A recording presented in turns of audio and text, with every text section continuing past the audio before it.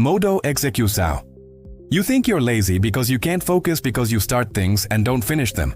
Because you know exactly what you need to do, but you sit there scrolling instead, wasting hours on nothing, hating yourself the entire time, and you've decided that this is a character flaw. That you're just fundamentally undisciplined, fundamentally weak, fundamentally broken in some way that makes you incapable of doing what needs to be done. But that's not what's happening. You're not lazy. Laziness implies you don't want to do anything. And that's not true. You desperately want to do things. You have goals. You have ambition. You have a vision of who you could be if you could just get yourself to execute. But your brain won't cooperate. Your attention won't stick. And that's not because you're lazy, it's because you're distracted. And you're not distracted by accident. You're distracted by design, by apps engineered to hijack your attention, by algorithms optimized to keep you scrolling, by a digital environment that's been deliberately constructed to make focus impossible. To fragment your attention into smaller and smaller pieces until you can't hold a thought for more than 15 seconds without reaching for your phone, and you're trying to build discipline in an environment designed to destroy it, trying to develop focus in a system optimized for distraction, and blaming yourself for failing is like blaming someone for drowning when they're swimming against a riptide. The problem isn't your effort, it's that you're fighting a current designed to pull you under, and until you understand that, until you recognize that your inability to focus isn't a personal failure but a predictable response to an environment engineered to scatter your attention, you'll keep hating yourself for something that was never really in your control. You sit down to work and within minutes you're on your phone. Not because you decided to, but because your hand moved automatically. Because the impulse to check is stronger than the intention to focus. You tell yourself you'll just look for a second, just respond to one message, just check one thing, and 3 hours later you're still there, scrolling through content you don't care about, watching videos you won't remember, consuming information that doesn't matter, and you don't even know how it happened, don't remember making the choice, just remember sitting down with good intentions, and then suddenly it's dark outside and you've accomplished nothing and you feel like garbage. You can't read a full article without checking something else, can't watch a movie without scrolling during the slow parts, can't have a conversation without your mind wandering to your phone, to your notifications, to the constant stream of stimulus that's trained you to need novelty every few seconds because anything longer feels like boredom, feels unbearable, feels like something you have to escape immediately. You know it's a problem, you know you're addicted, you know your attention span has been destroyed, but knowing doesn't give you the power to stop, doesn't give you the focus back, doesn't undo years of conditioning that taught your brain that distraction is normal, that fragmented attention is just how life works now, and deep focus, sustained concentration. The ability to stay with one thing for hours. That feels like a superpower you don't have access to. Like something people in the past could do before phones existed, but that's impossible for you now. Here's what actually happened.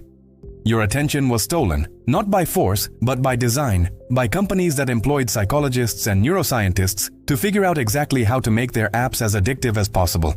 How to trigger dopamine at the exact intervals that create compulsion, how to exploit your brain's evolutionary wiring for novelty and social approval. And they succeeded. They created platforms that are more engaging than your actual life, more rewarding than your actual work, more stimulating than anything in the real world, and your brain, which was designed to seek novelty as a survival mechanism, which evolved to pay attention to new information because new meant potential threat or potential resource. That brain is now being hijacked by apps that provide infinite novelty, infinite stimulus, infinite new. And it can't resist. It wasn't designed to resist.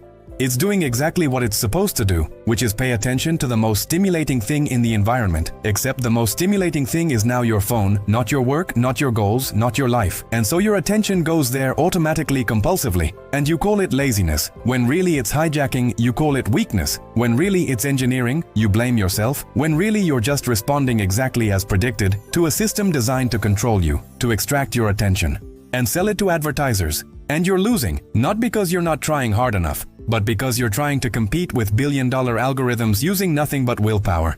And willpower doesn't stand a chance against that kind of optimization. The brutal truth is this: you can't out-discipline engineering. You can't willpower your way through an environment designed to destroy your focus. You have to change the environment. You have to remove the apps, delete the accounts, put the phone in another room, make distraction harder than focus instead of easier. Because right now distraction is one tap away and focus requires sustained effort. And your brain will always choose the path of least resistance, will always default to whatever's easiest, and if easy means scrolling, then you'll scroll, not because you're lazy, but because you're human, because you're operating with the same brain that everyone has, the brain that seeks pleasure and avoids pain, that wants novelty and resists boredom, that's designed to conserve energy by choosing easy over hard, and in an environment where easy means distraction, where every stimulus is optimized to grab you, where your phone is always within reach and always offering something more interesting than whatever you're trying to do. You will be distracted, not sometimes, not occasionally, but constantly, reliably, predictably. Unless you change the environment, unless you make distraction harder, unless you build friction between you and the apps, between you and the scroll, between you and the infinite feed that's eating your life one 15-second video at a time. So here's what you do right now. Not tomorrow, not after you finish scrolling, but right now, you take every app that's designed to be addictive, every platform that uses an algorithm to feed you content, everything that gives you infinite scroll, and you delete it. Not just log out, delete, remove it from your phone entirely. Make accessing it require enough steps that you can't do it automatically, can't do it mindlessly, have to make a conscious choice. And in that space between impulse and action, in that friction, you get your focus back, you get your attention back. You get your life back. Because focus isn't about discipline, it's about environment. It's about removing the things that make distraction easy and making focus the default. And you can't do that while the apps are there, while the notifications are on, while your phone is in your pocket buzzing with every message, every like, every comment, every reason to stop what you're doing and check. Because checking is instant gratification, checking is dopamine, checking is novelty. And your brain will choose it every time unless you make it impossible. Unless you remove the option, unless you recognize that you're not fighting laziness, you're fighting engineering. And engineering doesn't get beaten by trying harder. It gets beaten by opting out, by refusing to play, by deleting the apps and reclaiming your attention from companies that stole it and convinced you it was your fault for being too weak to resist.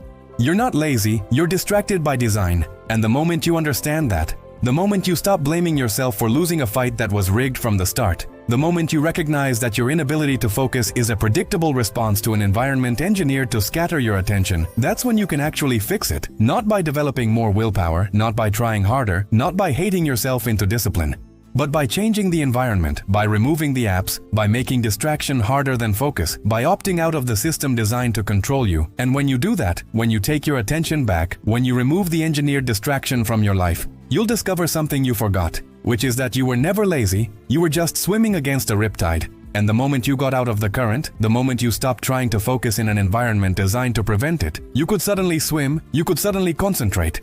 You could suddenly do the work that you've been wanting to do but couldn't. Because you were fighting billion-dollar algorithms with nothing but shame and willpower. And now that the fight is over, now that you've removed the apps, now that you've reclaimed your environment, you get to find out who you actually are when you're not constantly distracted. And that person, that focused, present, capable person, that's not someone you have to become. That's who you've always been, you just couldn't access it while your attention was being stolen, while your focus was being engineered away. While you were being distracted by design and calling it laziness. But laziness was never the problem. The apps were the problem. The algorithms were the problem. The environment was the problem. And now that you know that, now that you've stopped blaming yourself and started removing the actual cause, you're not fighting anymore, you're not struggling anymore, you're just doing the work finally. And it's not because you became more disciplined, it's because you stopped trying to build discipline in an environment designed to destroy it. And that's the only way this works. That's the only way you get your focus back. That's the only way you stop being distracted and start being present. And it starts with understanding this. You're not lazy. You never were. You were just distracted by design, and design can be changed, environment can be controlled, apps can be deleted, and the moment you do that, the moment you take back your environment, you take back your attention, you take back your life, and the laziness you thought was a character flaw disappears because it was never a character flaw. It was just a response to an environment that made distraction inevitable. And now that the environment has changed, now that you've removed the distraction, you're not lazy anymore. You're focused, you're present, you're capable, you're everything you always knew you could be if you could just get yourself to start. And now you can. Not because you got stronger, but because you got smarter, because you stopped fighting the current and got out of the water.